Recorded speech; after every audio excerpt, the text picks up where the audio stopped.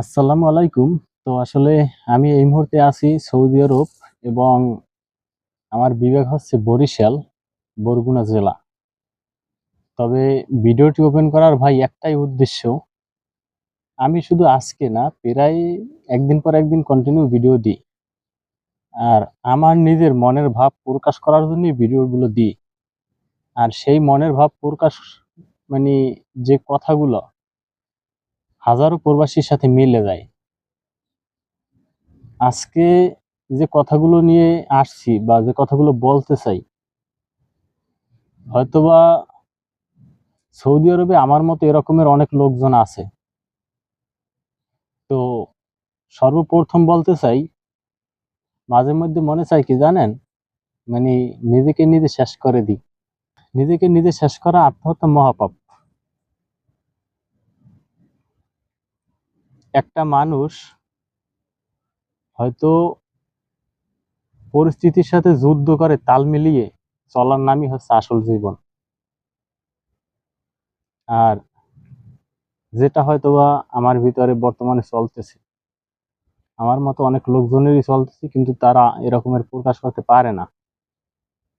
তারা তারা মানে তাদের মনের ভিতরে রাখে বা বন্ধু বান্ধবের সাথে শেয়ার করে। আর আমি শুধু শেয়ার করি কি, এই যে ক্যামেরাটা রাখা আছে তার সাথে, এবং সে পৌঁছিয়ে দেয় ইউটিউবে, ইউটিউব থেকে হয়তো বা আপনারা দেখেন। তো ভাই, সৌদি আরব আসছি টাকা কামানোর জন্য, বিনিময়ে কামাইতেছি কষ্ট। কিন্তু একটা জিনিস খারাপ লাগে কি জানেন, যে 3 বছর প্লাস 3.5 বছরের কাছাকাছি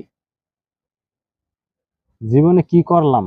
টাকা পয়সা তো দূরের কথা, না পারলাম নিজেকে সান্ত্বনা দিতে, না পারলাম মা বাবার মুখে হাসি ফোটাতে, না পারলাম পরিবারের আত্মীয় স্বজনদের কিছু দিতে। তাহলে এই বিদেশ করে কি লাভ? আমি ভাই বলতে চাই, সৌদি আরবে যদি আসেন, ভেবে চিন্তে বুঝে শুনে আসবেন। কোম্পানিতে আসবেন সব থেকে ভালো। মাঝে মধ্যে মনে চায় মানে শেষ করে দিই নিজেকে, কিন্তু ভাবি যে নিজেকে শেষ করলে কি সমস্যার সমাধান? আমি আমার মাকে সব থেকে বেশি ভালোবাসি। আর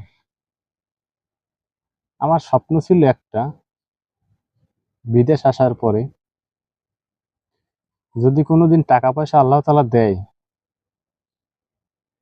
ছোট্ট থেকে একটা বাড়ি করব। কিন্তু হলো না। আর সেই বাড়িতে আমার মাকে রাখার জন্য। আসলে কি ভাই,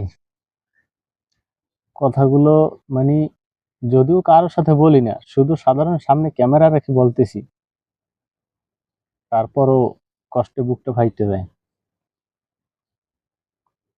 বিশ্বাস করেন কিনা জানি না, আজ পর্যন্ত